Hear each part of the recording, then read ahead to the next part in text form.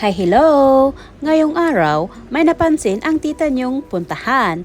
Minsan, dinadanan ko lang ang lugar na iyon, kaso di ko man lang binibigyan ng pansin.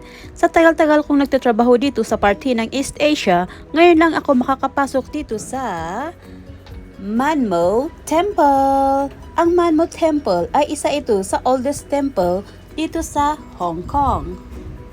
Ang temple na ito ay nasa gitna ng nagtataasang gusali. Medyo may kaliitan pero sulit naman sa loob.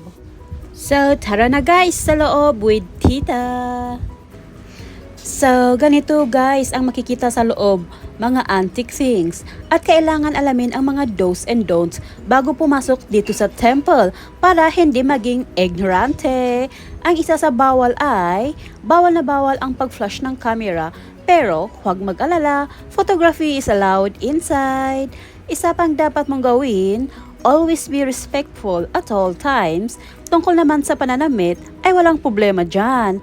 Kasi, you are not required to cover arms and legs, though men should not go topless. At mga titas, kailangan be quiet at all times kasi may mga nagdadasal. And no photos in the commemoration hall at bawal manigarilyo sa compound. Konting kaalaman lang ha na gusto ibahagi ng tita nyo tungkol sa temple na ito. The Manmo Temple is a picturesque tribute to the god of literature Man and the god of war Mo. Ito pala ang ibig sabihin ng Manmo. Ang Man ay god of literature and Mo is god of war. At isa din ito sa pinaka-oldest cultural at martial na temple sa Xiongwan.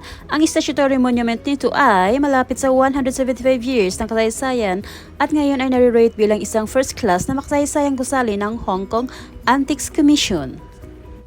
At sinasabi nila na ang cultural at martial temple is the most spiritual in its career.